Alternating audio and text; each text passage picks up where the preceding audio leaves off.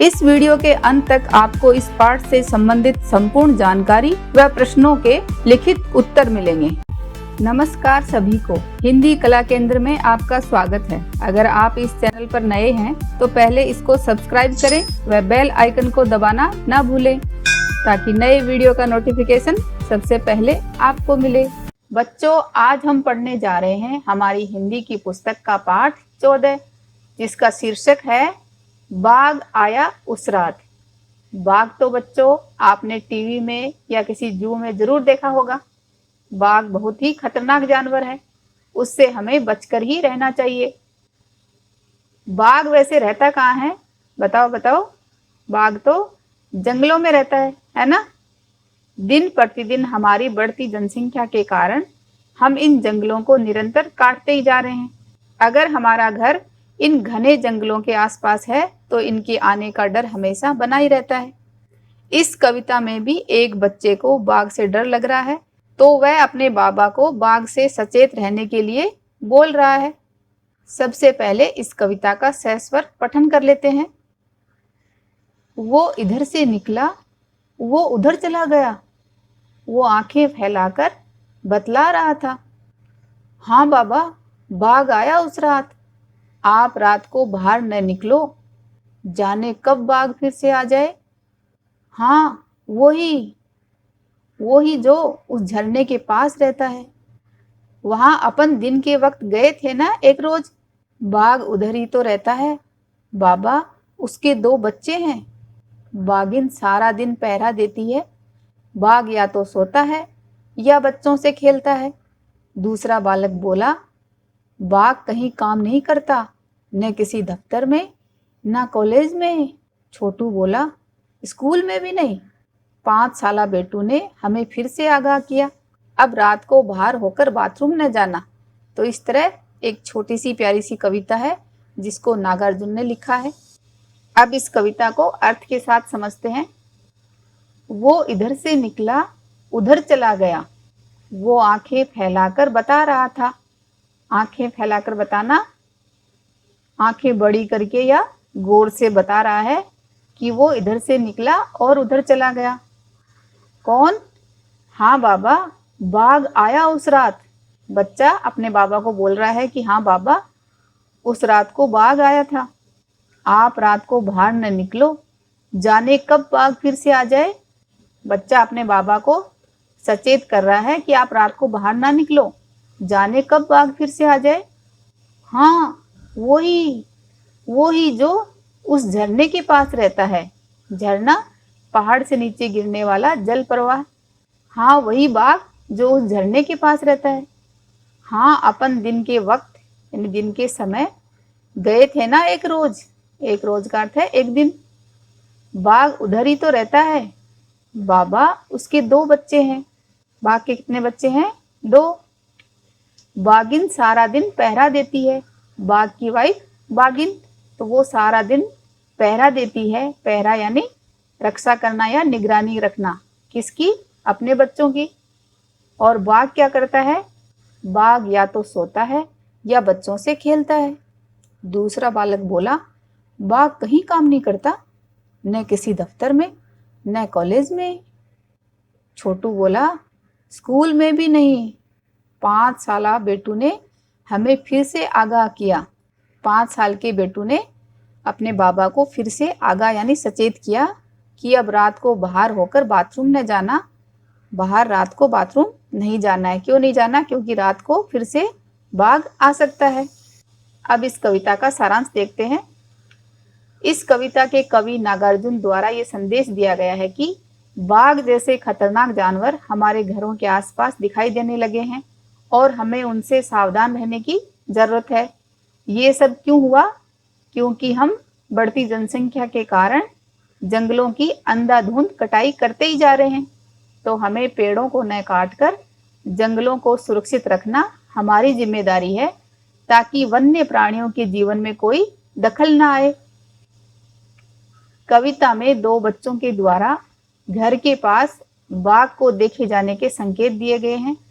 बच्चों ने देखा किस प्रकार बाघिन पूरा दिन अपने दोनों बच्चों पर पहरा देती है और बाघ या तो सोता है या बच्चों के साथ खेलता है। अंत में बच्चे अपने पिताजी को फिर से सचेत करते हैं कि बाघ के खतरे के चलते उनको रात को घर से बाहर नहीं निकलना चाहिए। अब इस कविता के अभ्यास प्रश्नों को देखते हैं। बात बात में, वो इधर से निकला उधर चला गया। ये बात कौन किसे बता रहा होगा? तो ये बात बच्चा अपने पिताजी को बता रहा होगा। तुम्हें ये उत्तर कविता की किन पंक्तियों से पता चला? तो ये उत्तर हमें कविता की इन पंक्तियों से पता चला। वो इधर से निकला उधर चला गया, वो आंखें फैलाकर बतला रहा था, हाँ बाबा बाघ आया उस रात। तो इससे हमें पता चला कि वो अपने बाबा को बता रहा है, आप रात को बाहर ना निकलो, जाने कब बाघ फिर से आ जाए। खबर तेंदुए की। कक्षा 2 की रिमझिम में अखबार में छपा एक समाचार दिया गया है, साथ में उस समाचार के आधार पर लिखी एक कहानी भी दी गई है। उसे एक बार फिर से पढ़ो। तो ये आप कक्षा 2 की रिमझिम की पुस्तक में पढ़ा ही होगा, इसको एक बार फिर से पढ़ सकते हो। और कक्षा 2 की रिमझिम में जो ये कहानी है बस के नीचे बाघ, इसे आप कक्षा 2 की प्लेलिस्ट जो मेरे चैनल पर है उस पर देख सकते हो। अब बाघ आया उस रात कविता के आधार पर एक समाचार लिखो। समाचार किस तरह से लिखा जाता है? बाघ की खबर, मुंबई 6 मार्च। सोमवार की रात को कोलाबा के रिहायशी इलाके में 2 बच्चों द्वारा एक बाघ को देखे जाने की खबर सामने आई है। बच्चों की माने तो उन्होंने एक बाघ को रात के अंधेरे में अपने घर के पीछे से गुजरते हुए देखा। अधिक पूछताछ करने पर पता चला है कि उस बाघ को एक बाघिन व 2 बच्चों के साथ नजदीक के झरने के पास भी देखा गया था। बाघिन पूरे दिन बच्चों पर पहरा देती है और बाघ को बच्चों के साथ खेलते या सोते देखा गया है। वन विभाग के अधिकारियों को इस घटना की सूचना दी गई है और इलाके के लोगों को बाघ के खतरे से सचेत रहने की हिदायत दी गई है। उस रात को और क्या क्या हुआ होगा, अपने साथियों से बातचीत करके लिखो। उस रात को बाघ को देखने के बाद बच्चों की तो नींद ही उड़ गई थी। बार बार उन्हें अंधेरे में लगता जैसे कोई बाघ जैसा जानवर गुजर रहा हो।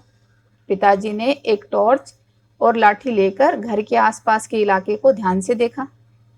बाघ के कोई भी संकेत ना मिलने पर ही बच्चे उस रात सो पाए। बाघ के काम। बाघ कहीं काम नहीं करता, न किसी दफ्तर में न कॉलेज में। बाघ दिन भर क्या क्या करता होगा, कहाँ कहाँ जाता होगा?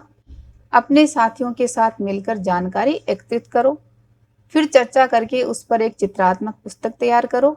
इसे तुम अपने पुस्तकालय में भी रख सकते हो। तो ये सब जानकारियाँ आप अपने हिसाब से इकट्ठी करो। आंखें फैलाकर। वो इधर से निकला उधर चला गया, वो आंखें फैलाकर बतला रहा था। नीचे आंख से जुड़े कुछ और मुहावरे दिए गए हैं, वाक्यों में इनका इस्तेमाल करो। तो इनके हिसाब से हमें वाक्य बनाने हैं। जैसे आंख लगना, नींद आ जाना, पढ़ते पढ़ते रात को कब आंख लग गई पता ही नहीं चला। आंख मूंदना, अनदेखा करना। मम्मी ने अनीता से कहा कि हल्की बुखार पर आंखें मूंदने से अच्छा है अस्पताल में डॉक्टर को एक बार दिखा दो। आंखें भर आना, आंसू आना। बच्चे की चोट देखकर माँ की आंखें भर आई। आंख दिखाना, गुस्से से देखना या इशारे से डराना। मेहमानों के सामने बदमाशी करने पर पिताजी ने पप्पू को आंख दिखाई। आंख बचाना, कतराना, नजरें चुराना। सामने पुलिस को देख बिना हेलमेट मोटरसाइकिल चालक आंख बचाकर निकल गया। सिर आंखों पर बैठाना, अत्यधिक आदर करना। गृह प्रवेश की पूजा के दौरान दादी माँ ने पंडित जी को सिर आंखों पर बिठाकर रखा। शब्दों की दुनिया। 5 साला बेटू ने हमें फिर से आगाह किया। आगाह किया का मतलब क्या हो सकता है? तो आगाह किया का मतलब है सचेत किया। कविता में इनमें से कौन सा भाव झलकता है? तो इनमें से कविता में समझाया का भाव झलकता है। किन किन पंक्तियों शब्दों से ये भाव व्यक्त हो रहे हैं? जैसे आश्चर्य का, हाँ बाबा बाघ आया उस रात, आप रात को बाहर न निकलो। डर, जाने कब बाघ फिर से आ जाए। विश्वास, बाघ कहीं काम नहीं करता, न किसी दफ्तर में न कॉलेज में। तो यहाँ पर बच्चों को इस बात पर यकीन नहीं हो रहा।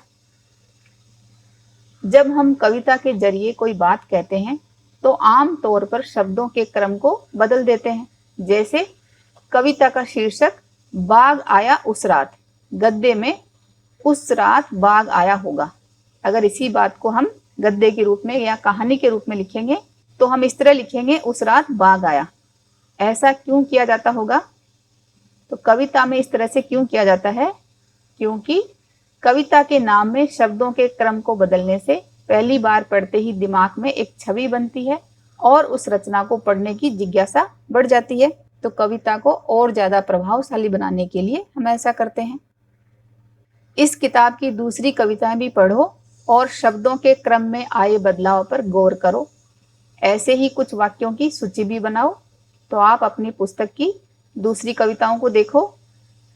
खिलौने वाला, एक माँ की बेबसी, गुरु और चेला, बाघ आया उस रात, छोटी सी हमारी नदी।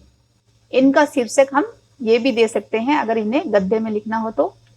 खिलौने बेचने वाला आदमी, एक बेबस माँ की कहानी, एक गुरु और एक चेला, उस रात बाघ आया, हमारी नदी छोटी सी है। लेकिन कवि ने कविता को प्रभावशाली बनाने के लिए इस तरह का शीर्षक दिया। क्या शब्दों के क्रम में बदलाव अखबारों की खबरों में भी आता है? हाँ, शब्दों के क्रम में बदलाव अखबार की खबरों में भी आता है। नीचे बने कोलाज को देखो और बताओ। तो ये आप पढ़कर देख सकते हो, यहाँ भी शब्दों का बदलाव दिया गया है। क्यों किया जाता है ये बदलाव? ताकि मोटे अक्षरों में छपी लाइन पढ़ते ही पूरे आर्टिकल को पढ़ने की इच्छा होती है, इसलिए इनके शब्दों में बदलाव किया जाता है। इस कविता को एक बार फिर से पढ़ें व समझें। क्या सच में हमने जानवरों के लिए रहने की जगह खत्म कर दी है? जंगलों की कटाई से हमें फायदा हुआ या नुकसान? ये बात सोचो और बताओ। अपने आसपास जितना संभव हो उतने पेड़ लगाने की कोशिश जरूर करें। सुझावों व सुधारों के लिए कमेंट बॉक्स में लिखें। अगर हमारे वीडियो बन ही रहे हैं आपके फेवरेट, तो फिर क्यों ना करें इनको लाइक, सब्सक्राइब और रिकमेंड। हमें और बेहतर बनाने के लिए आप कर सकते हैं कमेंट। धन्यवाद।